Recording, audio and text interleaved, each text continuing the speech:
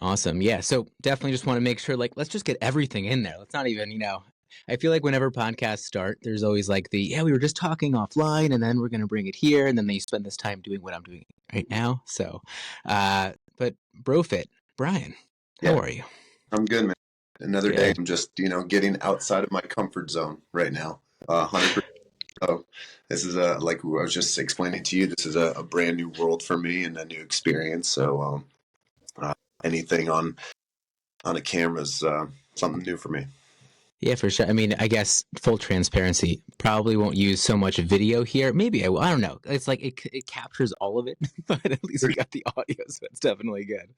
But stepping out of your comfort zone, is this like, what do you mean? Just like being on camera on like a podcast, maybe just opening up? Is it like vulnerability kind of stuff? Like, what is it about it? Man, yes, yes, and yes. Um, all of it. So a big part of what I used to preach with BroFit, and I'll explain where that came from, was being comfortable with the uncomfortable. And lately I've been uncomfortable, and I've come to terms that the V Friends community is there for help and to help others, and realizing through a bunch of variety of different stories that we're not alone. And so I'm using you as my outlet of first real uncomfort. I've expressed it to a few other people online. Just, hey, how are you? This is who I am. Just wanted to introduce myself, and this is already outside of my comfort zone a little bit. But asking somebody else for help or asking somebody else for their opinion is not necessarily something that I'm comfortable with.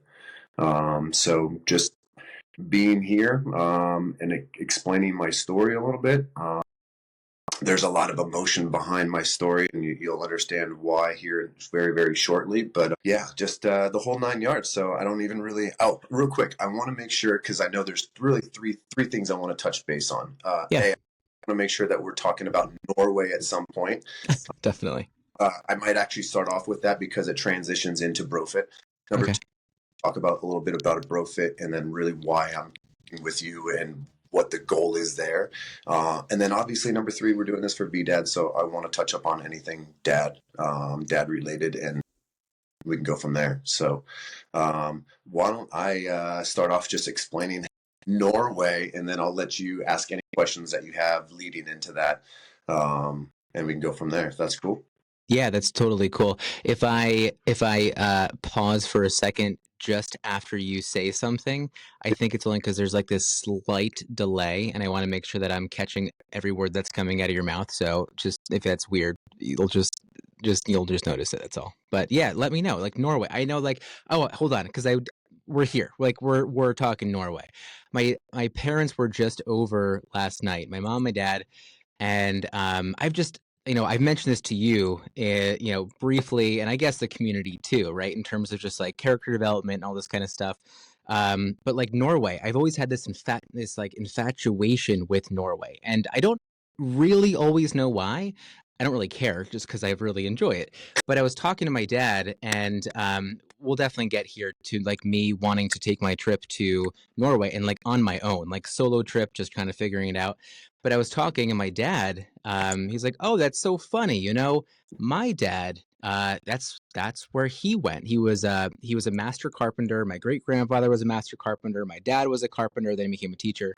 But he was like, he went to Norway and like all of Scandinavia to figure out some kind of construction to build our house in the Poconos, which I never knew at any point in my life, which was just kind of a cool connection. And my wife is always like, my wife is like so easily surprised. She's like, "Oh my God, the world is coming together!" Like I was like, but it was cool to kind of hear like, oh, I guess there's more of a connection like beyond my mind. Like who knows what it is, but I just thought it was really cool. Anyways, Norway's got a very special place in my heart. My grandmother was a Norwegian immigrant and immigrated to New York in, I believe, 1943. I could be wrong about that date.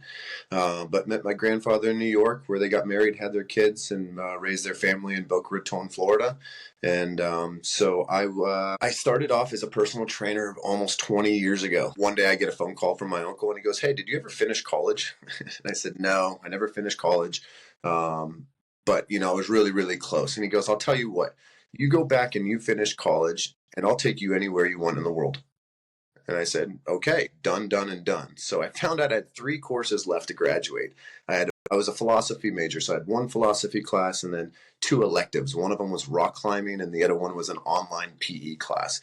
So I graduated. Long story short, I want to go where my grandmother was born and raised, in a small little fishing village and above the Arctic Circle in Norway, where still today, to this very day, their family are whale hunters. And he goes, done. So we did it. And we traveled for about 3 weeks all throughout Norway, started in Oslo, went up through the fjords, headed up north to where my grandmother was born and raised, saw where her house where she grew up, and my mother and uncle went to go spend summers as little kids, and just kind of putting all these just different things that I had grown up with, knowing about Norway and hearing about it, understanding a little bits and pieces of the language and their culture, and just living it. I fell in love. I absolutely fell in love with the people, culture, the food, water, the air. Um, it was incredible. So I go home. I told my best friend that he had to move out of my condo. I broke up with my girlfriend at the time. I packed up all my stuff, put it in the garage, gave my cat away, and I decided to take a trip and dab at moving and living in Norway. So I did. I hopped on an airplane with a one-way ticket, interviews, and a place to stay for 1 week. And after 48 hours, I had a job and a place to stay. And it was incredible. I don't know where do you. I started off as a trainer. I just jumped right in. My first client, I just comment on his wife's boots. I said, "Man, those are the cutest pink boots ever." And she turns around and goes, "You're American." I said, "I am." She goes, "I have got to bring my husband in. He's got to meet you." And I said, "Okay, great." I said, hold on a second. I said, "Let me check my schedule. I'm kind of busy."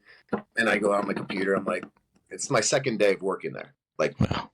and going on. She's like, okay. I said, "Well, can you get him in the next hour?" She goes, "Sure."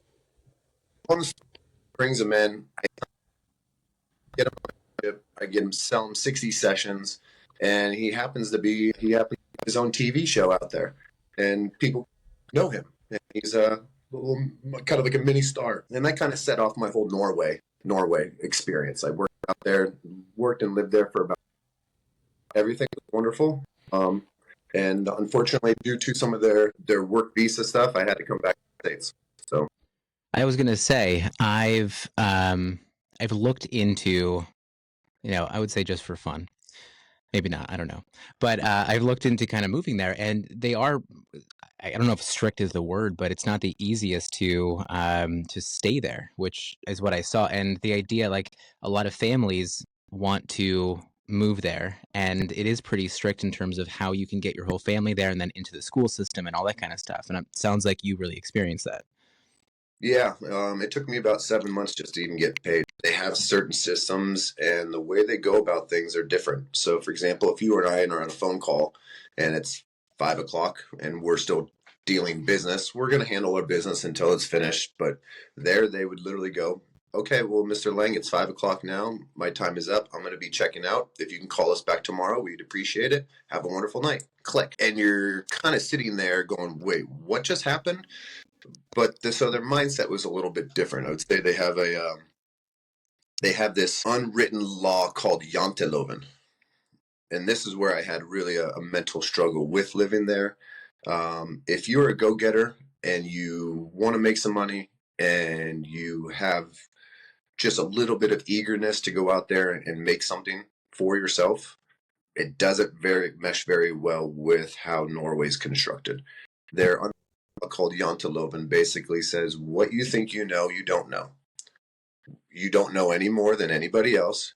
You're replaceable by anything and anyone.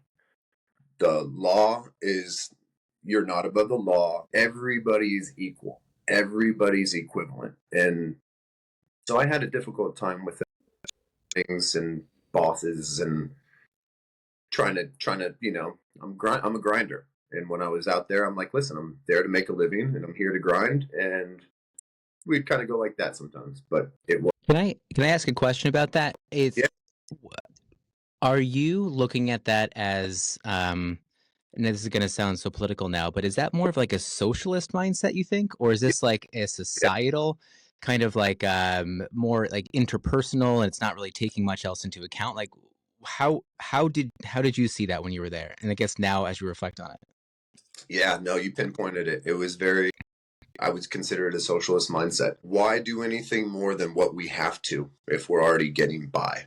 My I remember one specific conversation I had with my boss. I forget what it was. It was on the front end. If the front end made like one little switch, it gave us a 20% more profit on the back end as an overall company. And I was like, wow, that's a really big deal. Like, that's more money in my pocket. My buddies who are working next to me, my coworkers, that's more money in their pocket. Hey, Tura, let's figure out how we can go ahead and make this work. He goes, Brian, we're already the second best. We don't need to do any better. If we show that we're the best and we show that we can do this, we have to constantly keep doing this. Wait, what? So you would rather not put in any of the effort, not do any of that extra, not have any of your back end or front end get paid off for doing all the work. There's just no incentive. Zero. Yeah, And so I actually had to walk around with a tagline thinking of when I started talking to people, what's in it for me? What's in it for me? Because it was always about always what's in it for me. And if yeah, so it was definitely a different mental block at first, and you kind of had to be patient with that because as an American, you kind of go, wait, hold on a second, this is logic making any sense. It's like you do this, this is the outcome, right? And they go, yes, but this is not how we do things, Brian. This is not how our system. So yeah, there would be certain times and instances where it was kind of a step back, but it was also reflection, and it gave me more of a perspective of what I had at home, what I have here in the United States, the right, the abilities, the flexibility, the opportunities. The only person that holds us back is our own individual self, and I'll get that into that a little bit more as I talk about your help, because sure. it's not that I need your help, it's that we need somebody else to give us that self-confidence of just go do it. Stop worrying about other people. Stop worrying about other people's perspective and opinions about yourself, and just do it. As simple as that. That mindset going into Norway, nothing could stop me. I would anything that was thrown an obstacle because I had patience, because I had to go through those certain hoops and that's there. When I came back and living in the United States, I was full throttle. Was not living until I was putting myself in an uncomfortable position. So getting out of Norway and transitioning into BroFit a little bit as Wait, can I just ask really quickly? So when you were in Norway, because I think this is like I don't want to spend so much time on just Norway itself, but the idea there is obviously they are.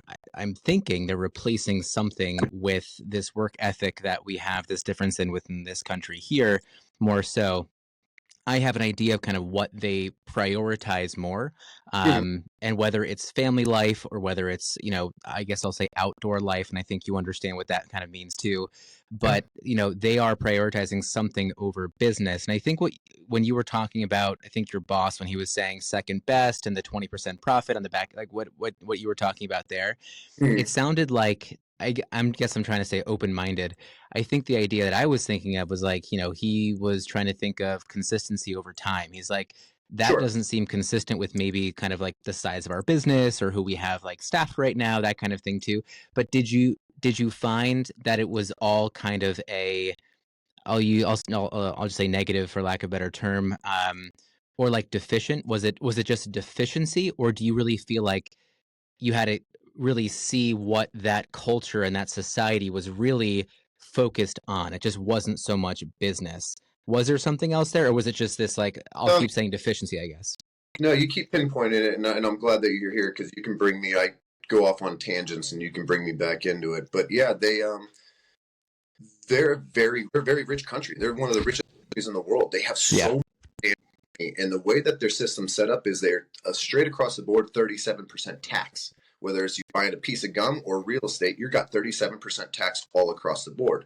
Along with those things, you've got phenomenal packages, I would say, that allow and help the individual Norwegian free healthcare, free education. So you're not burdened with hospital bills. You're not burdened with educational bills. So people aren't necessarily thinking, hey, I got to go out and go grind and make money to pay for all these, because all these extra things are already more or less taken care of by the country. So there's a difference of thought towards a lot of things, whether it's marriage. Marriage is, a lot of people are not married because there's no religion, I think, associated with marriage. So they use marriages and getting money from the government. They get perks, they get, certain tax credits and whatnot. And so that seems to be the push and the drive for some of those things. So, yeah, I would say that because money's not a extreme necessity, they go, cool, at 5 o'clock, I'm going to check out and go do the things that I want to with my time, the things that are actually really important to me. And so there's another thing that they can do. Each individual Norwegian has, I think, up to a month of sick leave. When you're sick, you don't have to you can call your boss and say, listen, I'm not feeling good today, send them a message. And that's that. You don't have to explain why. You don't have to bring a doctor's note, and you get paid full time for it. And you can do that up to 3 days. After 3 days, you need a doctor's note. And then you can extend that. If the doctor's like, no, you need to be home for 9 years, like whatever, that job cannot fire you, and they've got to consistently pay you day in and day out for the days that you're at home being sick. And so there's certain things that don't work. Yeah, there's a lot of crazy things. I don't know where I was with all that, but there's just lots of, because money's not, what else do I want with my time? If I can go ahead and save up all that work leave time, miraculously everybody was December, and they took all Yeah. the December and they go do the things that they want to, that are important to them. Mm-hmm. So I think you're right. Family is important to them, but it's more individualistic. Where I think, like, hey, if you and I are incorporating our families, we're thinking, okay, our wives, our kids, and maybe even extended family. For them, it's me and who am I necessarily associated with closely. If that's my one child, then I'm going to take my one child and go do things. If that's my significant other, I'll do things. But very rarely does it seem like it's. Can you want to say hi real quick? Okay. I'll come get you some acai after I'm done talking, okay? Sounds good. Is that your son? Yeah, that was my boy, Nice. Logan. Hey, Logan. Give me 1 second here. Yeah, it's all good. Yeah, he's playing some Minecraft or on YouTube or something.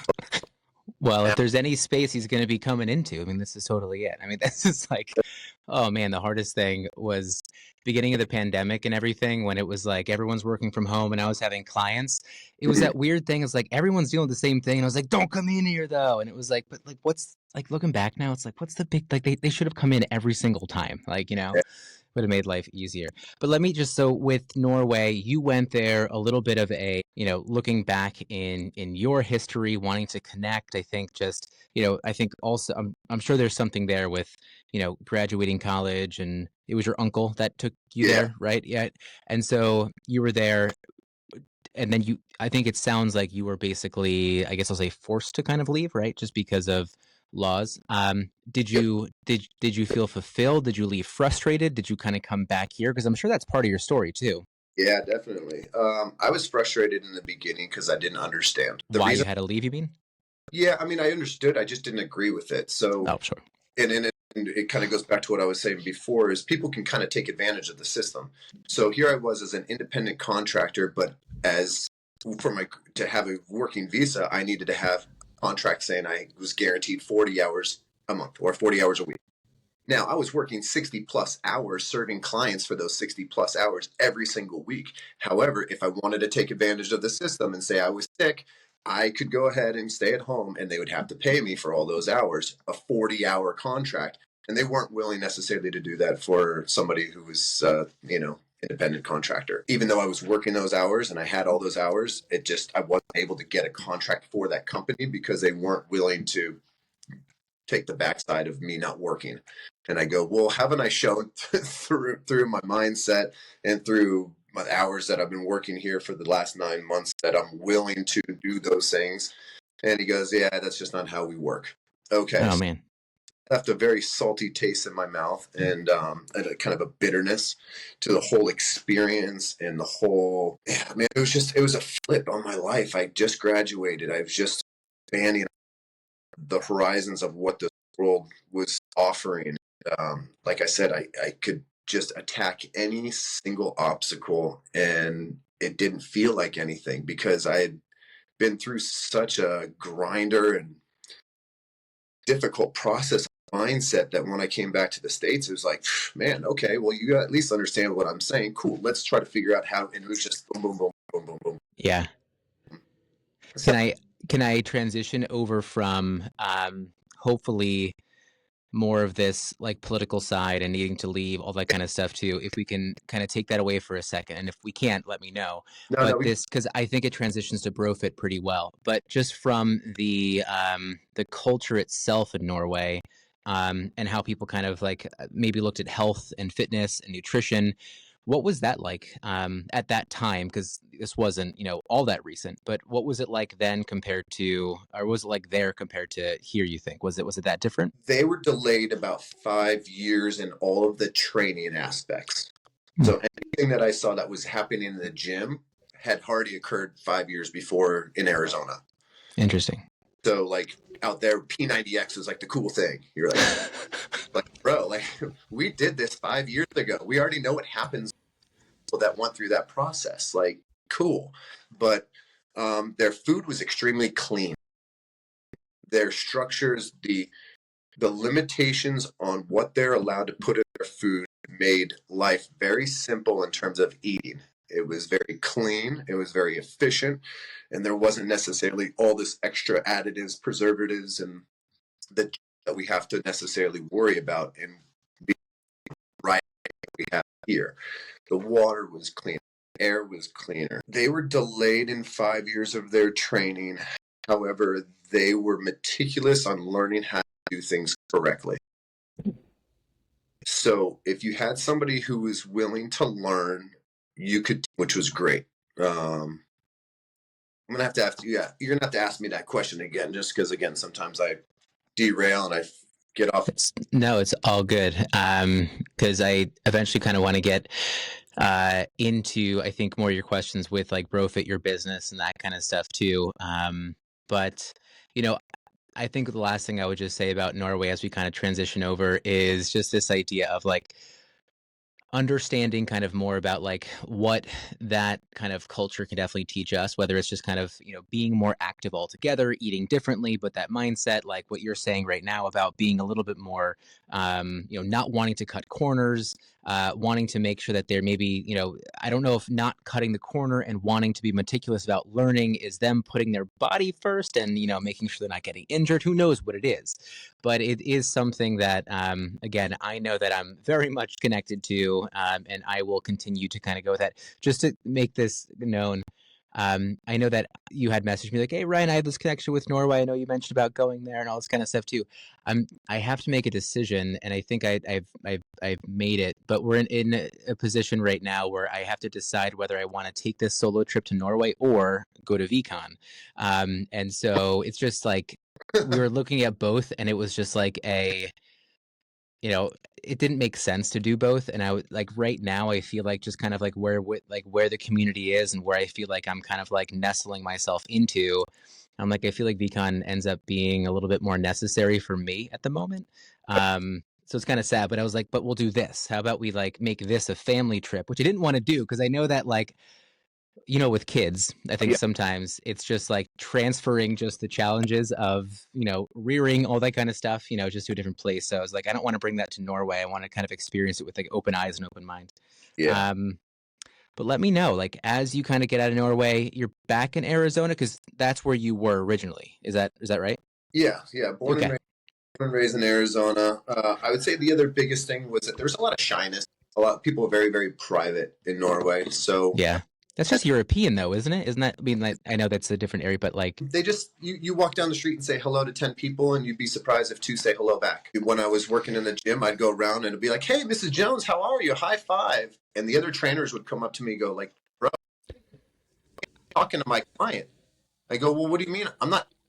I'm not interfering. I'm giving her a high five and supporting her and encouraging her along the way. They're like, no, we have this space. And I would break those barriers down to where it was everybody we'd actually have this thing called high fives at 5. So at 5 o'clock, I'd get on the announcement, everybody, yo, what's up? It's high fives at 5. The trainers are coming on. And I would run around the place. I would start on all the treadmills because they couldn't move, and all the ellipticals because they couldn't move. And I'd go up and down the line, give people high fives. And it started off very awkward, because people are like, who the hell is this Larry? What is he doing? He's us. I'm here. I'm like, like blinders. After 8-9 months, everybody was like, where's my high five? Mrs. Jones would show up at 5:01 downstairs. Like, oh, like, what's going on? And so culture within that little small home. And that's what, to me, was awesome, because I had a family there. I had a buddy that ended up becoming a brother, and I'll explain how important that is. So yeah, I ended up leaving, coming back to Arizona. Can I ask a silly question? Yeah. Were you speaking Norwegian then? No. No. Okay. So English is just is like an easy thing to kind of, you can assimilate pretty easily there. Yeah, they love using their English because of television, and I Got it. struggle using my Norwegian, so it was just easier for me to use English and get by with that. So yeah. And where exactly was this? Was this like on the coast? Was it near Oslo? It was where were you? 20 minutes outside of Oslo, in a small city called Billingstad, and yeah, I worked with a bunch of Swedish guys. And that was the other thing in Norway, is a lot of the people who are in the service industry are not Norwegian. They're Swedish, because they know they can come over to Norway and make more money, and they're willing to work, and they're willing to work hard for it. Whereas Norwegians go, hey, listen, we have all the money in the world. I don't necessarily need to do that, because the government will go ahead and hand me a handout if I'm not willing to do that. So it's just, I met a really bunch of cool people out there. One of them's Iranian, and his name is Arush, and still to this very day, we're practically brothers. So yeah, we transitioned out of there, back in Arizona. I continue to train. I start continuing to train people. I'm in the CrossFit world now at this point. So really controlling your uncontrollables or controlling the things that you can control and ignoring everything else was a big one. A lot of it was going to come out of this book by Ben Bergeron, Chasing Excellence. If you haven't read it, it's a cute little one. It's nothing super crazy, but it really talks about the mindset and the mentality of some of the athletes that he has going into some of these CrossFit competitions. And so that's how I attacked the world, and that's how I attacked life. I attacked things as going, cool, it's a math problem. It can be solved. This is a workout. It might take some time, but let's just chip away at it, and we'll eventually get to where we need to, especially with the Norwegian mindset. Around that time, my brother gets sick. I have an older brother at the time. He gets sick. Unfortunately, he gets diagnosed with stage 4 colon cancer. This is where I'm going to get choked up, so bear with me. All good. So 2000, he ends up passing away, and my life dramatically changes. My mindset changes. At that point, I decided to start a company called BroFit. That's where it originated as a bunch of us buddies hanging out, doing CrossFit in the backyard on our off day from the CrossFit gym, just messing around, usually having a few drinks and smoking and working out, and just being just young guys that didn't have wives and kids, and was a different, just different mindset, different space and different place in my life. And it started off as a joke, really, BroFit. Oh yeah, we're BroFit. And the moment my brother passed, it stopped being okay, very, very serious. I opened up BroFit, where I got to work with youth athletes, high school kids, just Nice. kids who were 13 to 18 years old, looking to better themselves, wanted to get college scholarships towards whatever their individual sport was. Being a volleyball player in college, naturally I started transitioning towards volleyball players. My wife was also a volleyball player in college, so naturally we started working with volleyball players. At that time, I'm also working at my old high school, Brophy College Preparatory, working with their volleyball program. And so here I am working primarily, which is youth athlete, which is I get to be the older brother figure to some of these kids older uncle figure. I was lucky enough to have an older brother in this world for 30 years. So here I am now trying to take something negative and flip it and turn it into something positive, make it more than about just me. So it was great. Everything worked out fantastic. 30 plus athletes. Worked with a few different club volleyball programs, worked with a few high school programs. I never had more than 4 or 5 athletes at a time in there working. We were doing Olympic weightlifting. They were learning how to hinge, to squat, to press, to pull, to do clean and jerks, snatch. They were learning how to be meticulous movers beyond anything else. And we got detailed. I took what I learned from Norway, how detail matters, and you can stack and stack and stack. But here are these kids who want to get to from point A to point Z so quickly that they lose this aspect. And a loss of aspect, they lose themselves.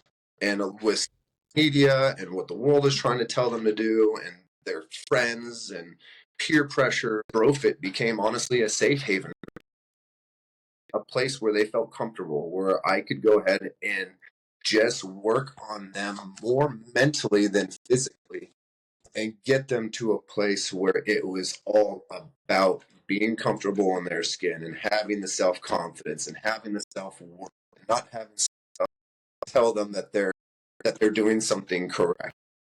And just movement, certain struggles through movement and life through movement path and working out, because that's how I learned. Having lost my brother, I understood that shit doesn't necessarily always make sense, and you're going to get slapped across the face, and it hurts. But what we do with that is more important than how we react is more important than what happened. And Yeah. Yeah, there I was in a phenomenal position of working with kids, and it was extremely rewarding. I've heard lots of people talk about jobs and making money, and this is kind of what Gary all along was doing something that had purpose and passion, not necessarily about this. Yeah. Hey, Brian, can I ask a question? Because I think Yeah.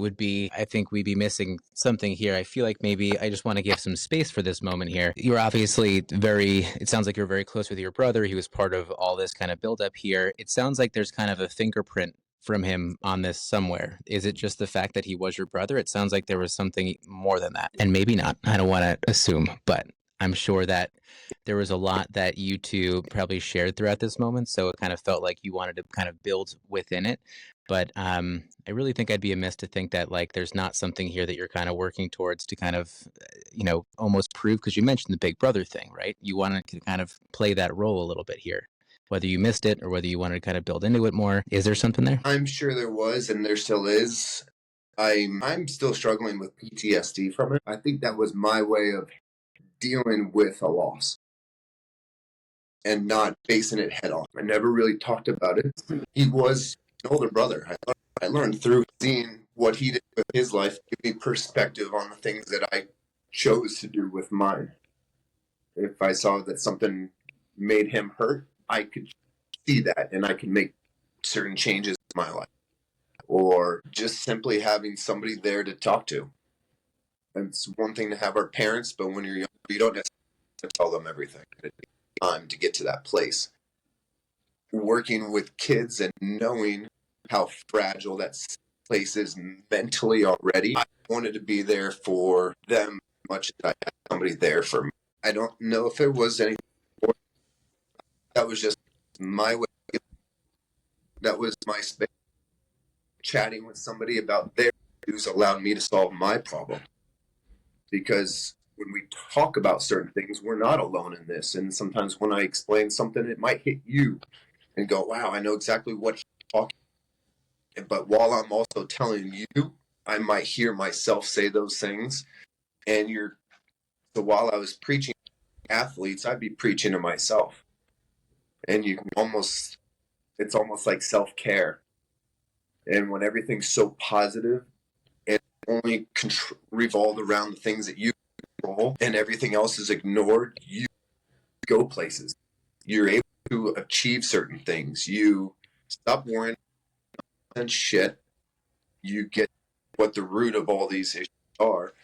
And I think that was just maybe my way of dealing with a really crappy situation and not knowing what else to do with it. And so kind of taking BroFit, I was there for 2 years and COVID shows up and unfortunately shuts us down with just the rules, the laws, and all that nonsense. And that was another kind of like gut punch a little bit. You know, my little boy Logan, who's now 7, was probably 2, and he, running around the gym, and all the kids know him. And part of my family, it's part of our lives. I'm getting to know their families. We're having large groups during Thanksgiving and Christmas at the gym, and where we're doing family workouts, and we're having 50 to 100 people showing up and running around the place. And so I miss that community. I miss the family. And so for me, I think it was not a reason, but a small suit and for a void that I was filling inside. And I still have that void. I still have that emptiness. There's nothing going to be able to replace Michael. Nobody will do that. Nothing. But how do I, two things, how do I honor him through my life? And B, how do I have this as a stepping stool for progress rather than it being 2 or 3 steps back negative? You mean at this moment with COVID, you're talking about how you don't allow it to, it's not being forced on you to take steps back. You're kind of thinking about, okay, how do I pivot instead of let like this controlling me? Is that what you're talking about? Yeah, kind of. Yeah, especially at that moment, because it was fulfilling all these voids, and it was just like, bam, it's like knock a ton of drug addict that he can't have his drug anymore. You just start becoming shaky. You don't know what to do, and has been tough for me is through that time frame. I lost a lot of that community and that purpose. And since then, I've been able to train a few people. So BroFit shuts down, but I continue to train a few people. But now I'm doing this out of the luxury of my own house. I got a shed backyard, 15 foot by 15 foot gym studio, but I'm working with kids. So here I am working with that's like an extra layer of a challenge in that moment. I'm just thinking, because you have to you can't connect with just the kid. You have to connect with their parents now. And it's a lot of planning. My gosh. Yeah. So the connecting with the kids is really, you're selling 2 people. You have to sell the kid and you got to sell the parent. Absolutely. But now I'm doing this at my house. So now I'm thinking about just laws, rules, more just liability purposes. I already had a lot of liability being a coach, being a male, working with a ton of females who are high school teenagers, not having any other, adults in the room. Like, I've already been put in a very soft, fragile position. So now I'm trying to take that soft, fragile position and do it out of the comfort of my house. So right away, I'm like, I'm not doing this anymore. I can't do this anymore. I will finish off the kids that I've had with me for 2, 3, 4 years who are babysitters to my son, who are families are really close with. They're allowed to come over. Everything's safe. But once that's done, I'm done, because I just don't want to deal with one wrong word with wrong person. And now, dude, and my house is being taken. I mean, it's just a different world. I don't want to go down that world. So here I am now, approaching the conversations that I'm wanting to bring up with you. I've always loved training. I love working with people. I love making them into meticulous movers. I love working with the mindset of people. I've got a passion for people. I guess, what are some of the tools that have helped you allow you to work with your clients? I guess, hey, how do you work with your clients? Is it all one-on-one experiences? Is it through social media of some sort? Is it in person? And if not, how are you connecting to these people? I mean, I guess I'm just looking not for answers, and I almost answered my own question. There's no right answer, just do it, right? But I think for part of me, getting outside the comfort zone is asking somebody else, because I've done this on my own. I've been in my own head. I'm in a different place, in a different space, and I'm willing and wanting to start to bring BroFit back. BroFit hasn't existed for 3 years or however long now since COVID. Got it. Okay. I wasn't aware of that. I'm BroFit. Yeah. People know me as BroFit, not a place anymore. BroFit used to be the place. That was BroFit Sports Performance. What have you been doing for the past 3 years? Can I ask that? I don't know. I've been a full-time stay-at-home dad. Oh, nice, man. So after COVID, my wife got pregnant with number 2, and so now I've got a 2-year-old daughter, and I've got a 7-year-old son. My wife is a firefighter in Scottsdale, so You mentioned that. she's gone for 24, 48-hour periods at times, and so yeah, somebody needed to stay home and be with the kids, and I was willing to do that, and we were fortunate enough to financially kind of be in a position to be able to do some of that. And now as my little girl's getting older and a little bit more time is becoming available and my limitations aren't necessarily as fragile, I'm wanting to reconnect with the idea of BroFit and bring it back and have purpose and meaning behind it again. And it doesn't mean I need to work with youth athletes. BroFit could be working with someone else, just still being a brother figure, still being an uncle figure, still being a mentor, still being another person who can hold you accountable, give you direction, or just fucking listen sometimes. Whatever it is, it doesn't have to be geared towards the youth. Though I think our youth is extremely fragile, and I think it's an extreme necessity. And that's why I love doing it, because it gave me more purpose and meaning. But because of where I'm at right now in my space, it does. It's not available. It's just not. It's just not there. So yeah, I'm just looking to and just shoot my shot again, and not be fearful of shooting my shot, and not having these mental blocks of we all experience different types of failure or different types of struggle, and we all deal with it differently. But I don't want it controlling me to where I feel like I don't have any more outlets or I don't have any more options, if that makes sense.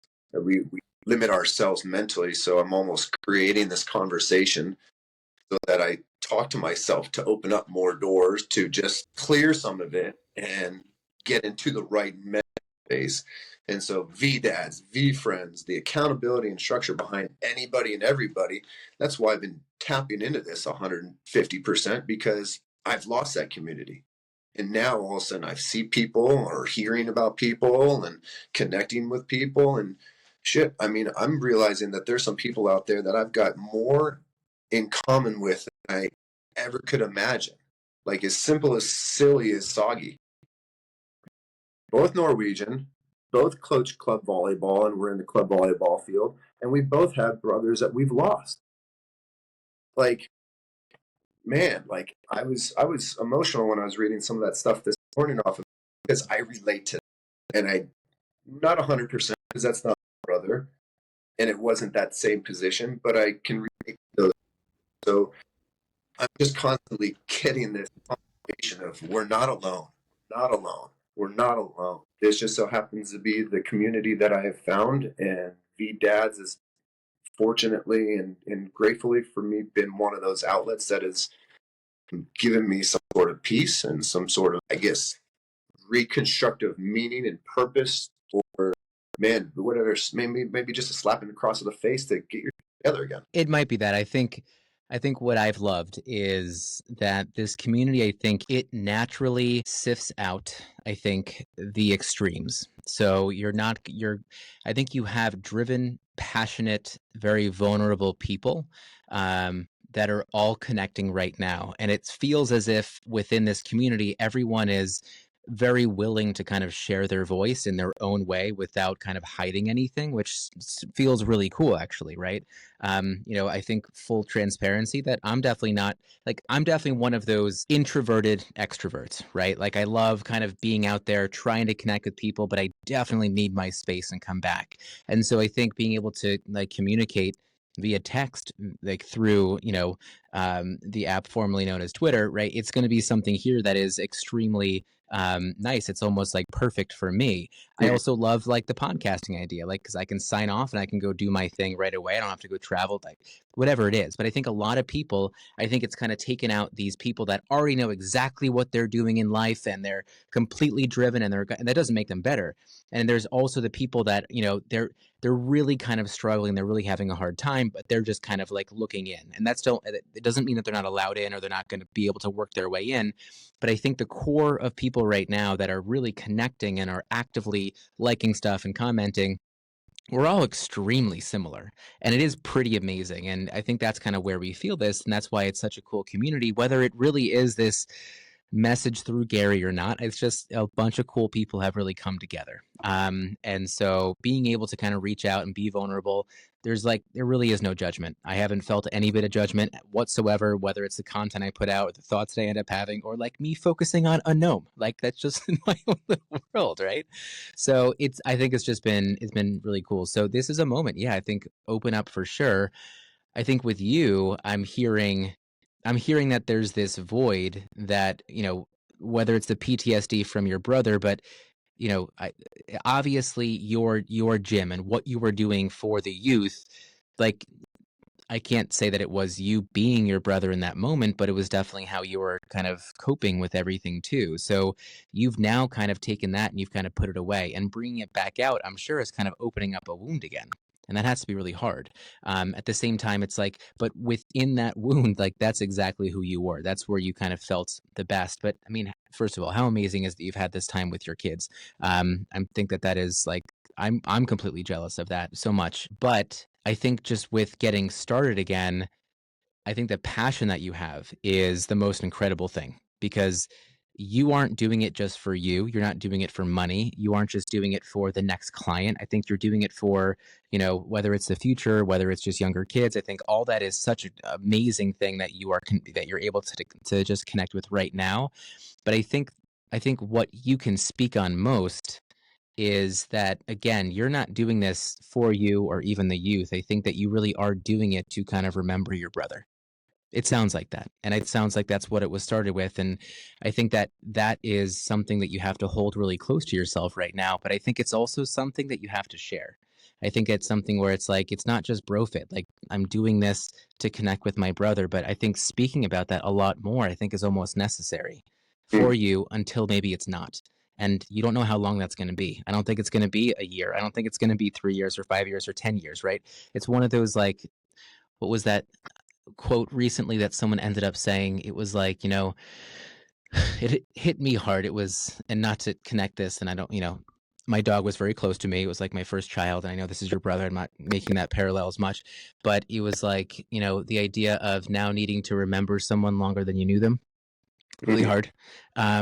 And so, I think you now have to kind of let yourself like kind of lean into your brother and almost kind of like then make it you instead of you and your brother at some point. And I think it's going to allow you to kind of let go a little bit of, that emotion, which I think is necessary. I don't know if what I'm even saying makes sense, but I think there's this hard thing for you to get through. And I think, you tell me if I'm wrong, but for you to start your business back up means you have to think even deeper about your brother and get even more vulnerable right now.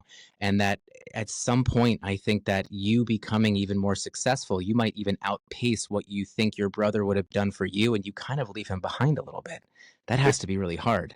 I'm not speaking from experience. I'm speaking from just my own thought right now. So, Yeah, no, I mean, I just ended up writing here. It's cheaper than therapy because it was, yeah, you're kind of you're doing self therapy almost through the kids and working through that. And yeah, I couldn't agree with you more. It is something that I've continued to battle with, and I have a difficult time talking about him. That's totally natural. But being able to take this and dive back into it is a little scary. It's a little fearful, a little emotional. I never took care of it in the first place, and it was almost kind of like drinking a lot of alcohol. sure. It's a band-aid, but you never take care of the issue. So through the last 2 years, I've ended up getting some of those things that my brother would do out of my life for 15, 20 years, I chewed tobacco. And my brother did the same. So it's been over 2 years since I've chewed tobacco. Mm-hmm. Along with my brother was a very heavy drinker, very, very heavy drinker. And so for a while, I was drinking pretty heavily, and I was drinking as he was drinking. And it just got to a point where I was so emotional at night and would have so many thoughts about death. Not to get too vulnerable here of what I was going through, but you break down. And if you break 3, 4, 5 times a week, you're not being the best version of yourself. You're not being fair to yourself. You're not loving yourself. And on top of that, you're not being the best version of a husband. You're not being the best version of a dad. Not being and the list goes on. And so seeing my kids growing up now, I've kind of replaced the whole void of working with the youth. I've got my own youth I've got to worry about now. I've got my own kids. But that purpose, impact, and meaning behind BroFit still is there. And like you're saying, I think through diving back into it, I'm working through some of these other struggles and some of these other obstacles, whether they're mental or physical or spiritual or all three, able to start working through some of these. So yeah, I'm fearful because of rejection. I'm fearful because it's a new start. I'm fearful because I failed in the past. I'm fearful because I'm reconnecting with thoughts about my brother. So I mean, yeah, you're tapping into it all. It's cheaper than therapy. Sure. Yeah. Yeah. And so we all go through different struggles, but this one happens to be mine, and this is the one that I want to work on so that ultimately, again, I can be the best version, a husband, be the version of a dad to my children. Yeah. Because you get it, they do exactly what we do. They start talking like us. They start mimicking us. Their tone of voice is the exact same ways that we talk. And so I want my kid to go back to that version of who I was where nothing can stop me. I want to come back from Norway all over again before my brother passed and go, if I'm not challenging myself and jumping out of airplanes or doing weird shit that's outside of my comfort zone on a daily basis, I'm not living. I need to get back to that kind of guy. But life is throwing me obstacles and challenges along the way. I'm just in a different one, in a different place, in a different time. And so I'm ready to fucking get out of it. Let me ask this. I think this is I love this question when I end up asking my clients this, and it's so simple, right?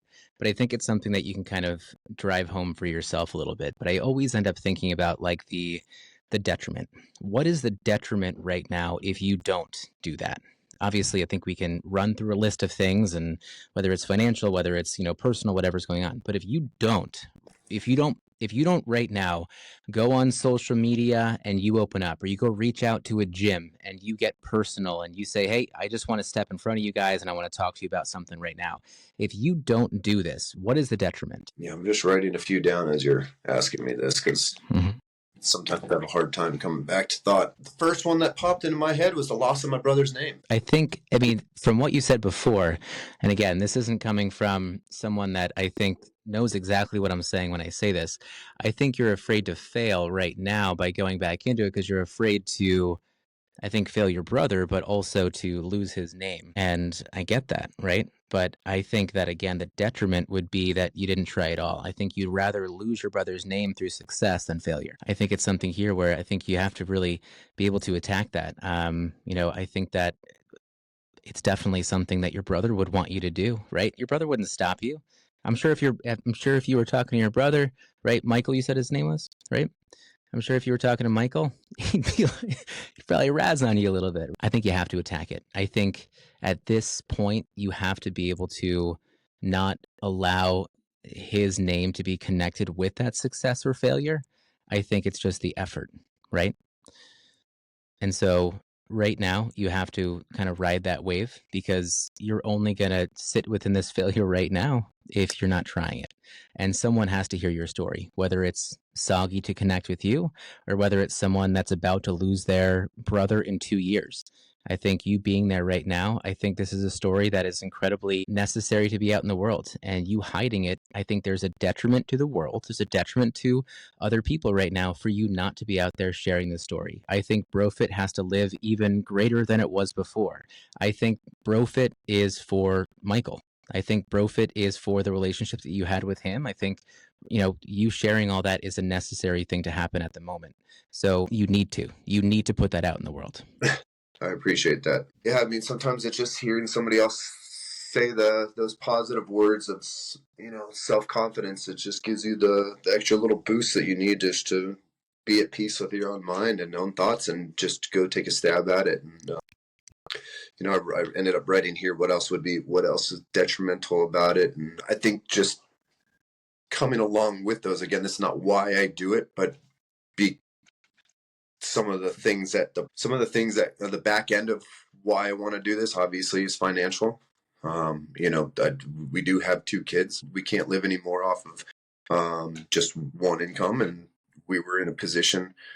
My brother and I had a real estate company, and when he passed away, we sold the company, and so that gave us the buffer to be able to do some of these things, and for me to start my own BroFit business, and for me to be able to stay at home with my kids.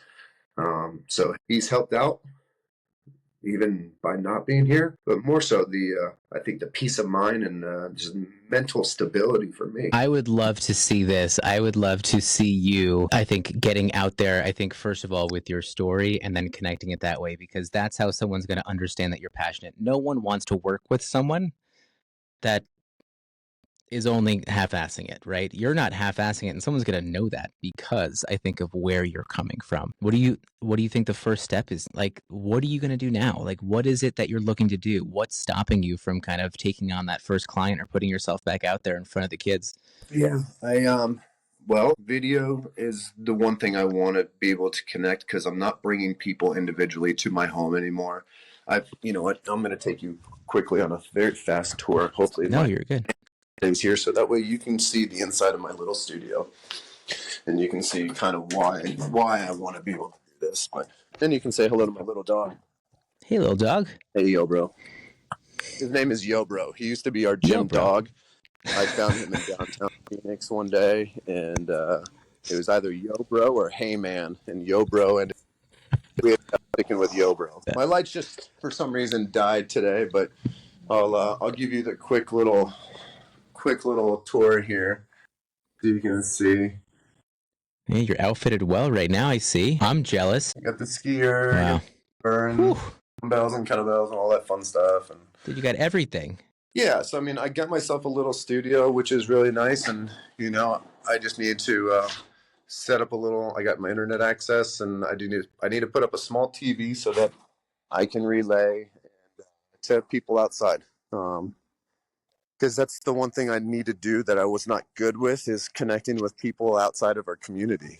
I'm a very good person to person. When I get to chat with somebody, I can tell them about this story, and I can take them through.